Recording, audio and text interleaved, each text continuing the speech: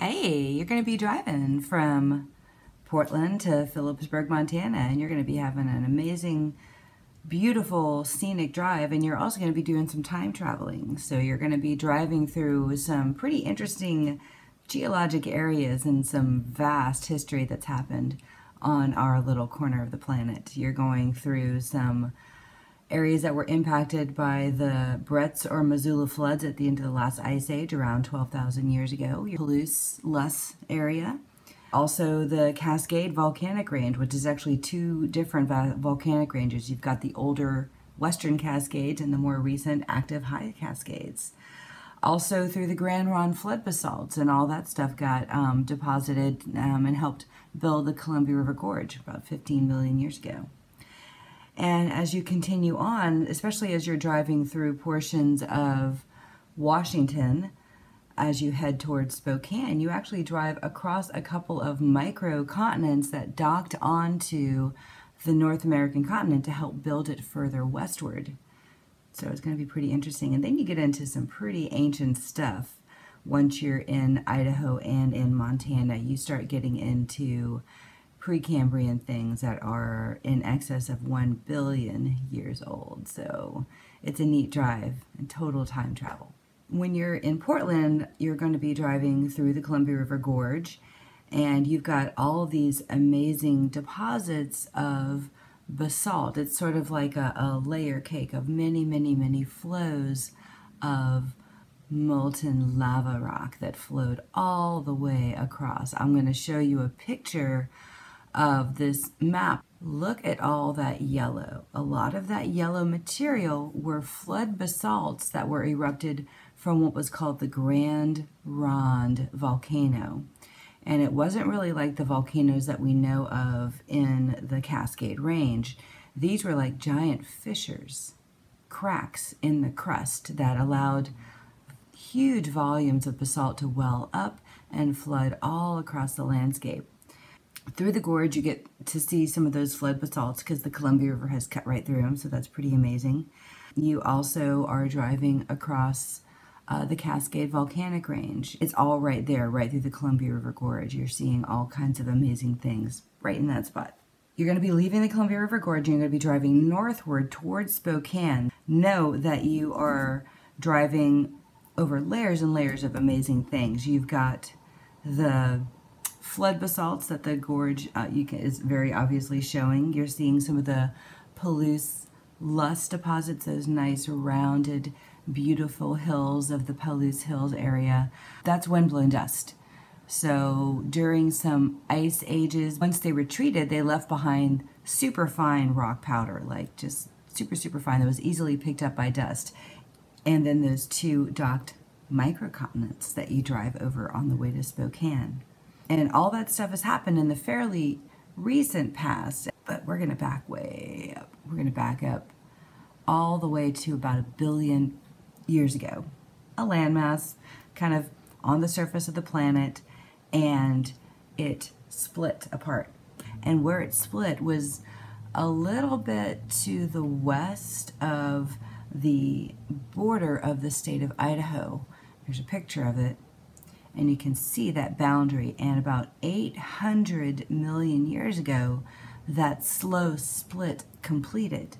It was kind of a passive plate margin right on the edge, or right under some shallow ocean, and it collected marine sediments, oceanic sediments underwater, and you get some ancient ripple marks on them. Sometimes if it was like a shallow mud area, you get old marks of raindrops hitting the mud. Sometimes you get these little squares that were salt crystals that formed in the shallow muds of that area. But what you don't get are animal tracks, little footprints that go through the mud, because animals didn't exist at that time. The thing that was the most abundant life form back then was algae. About 175 million years ago, something changed. That margin, that western boundary, changed from a passive margin to a subduction zone. So those two plates start to collide. It's a massive plate contact zone, and a lot of things happen. You get things scraping off, like underwater volcanoes, microcontinents get scraped onto the western boundary. And you also get a bunch of faults because that's a tremendous pressure. I mean, it's shoving into one side. But way back then, you know, when the western margin was just outside of the Idaho border, that collision thickened the Earth's crust there. In Earth scale, it was just like little thin slivers, but for human scale, these are giant blocks of rock. What's called the sapphire block that you actually get to drive through near the end of your drive, that is a 10-mile thick of Earth's crust that got shoved 50 miles to the east because of that colliding plate boundary that was building the West Coast out westward. Faults. The faults that you're driving along, Spokane, Washington, through the Idaho Panhandle into Drummond, Montana, those are all, you're kind of paralleling an old fault known as the Lewis and Clark Fault Zone. And it's kind of like old scar tissue cut across the Earth's crust. And when those cuts or faults happen, it allows for water underground to start percolating through. Minerals kind of enrich those cracks because water will flow through and go into a zone that has some mineral content in some ancient old sea floor bed, and it'll enrich with minerals.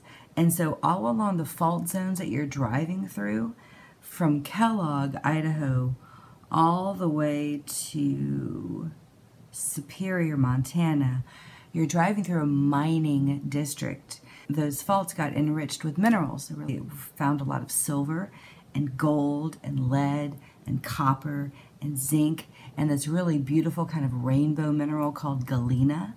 And so once you're in the panhandle of Idaho and that portion of Montana, you're driving through areas that got shoved.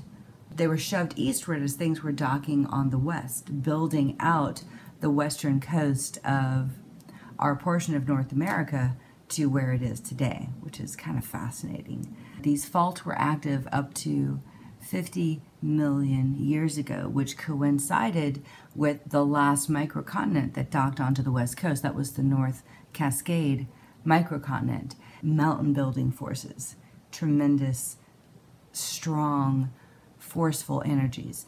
It's slow, and we're talking millions and millions and billions of years of activity, and I'm trying to crunch all this down into a little video.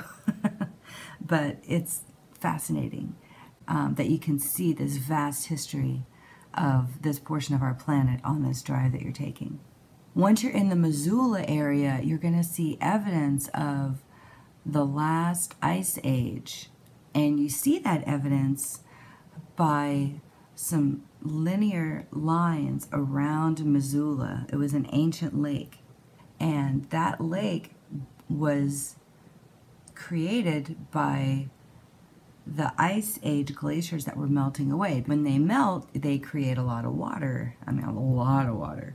Glacial Lake Missoula was a massive lake, and there was a dam that blocked the lake, but it was made out of ice, and you know, ice floats, and at some point the lake got deep enough that made that ice dam lift up, and when it lifted up, it broke free. And when it broke free, it flooded. So that was a long, impactful series of floods, and those happened a lot. They count up to 36 times the lake flooded, it got built up, and then it flowed out. And that's what helped carve out the gorge and all those amazing features that you see that happened from there all the way to where we live in Portland now. It's kind of cool. Then you're going to continue to drive towards Drummond, and then you start driving southward to Philipsburg. And when you're driving through large craggy mountains, those are the Rattlesnake Mountains, and they were glaciated, so that's why they look so craggy.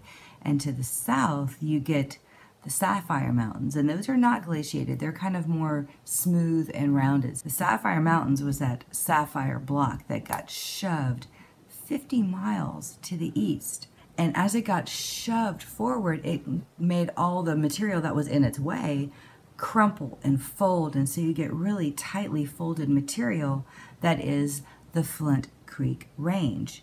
And so when you drop south from Drummond and you're driving to Philipsburg, to the west, you've got the Sapphire Block. And to the east, you're going to see the Flint Creek Range, which was the shoved into material.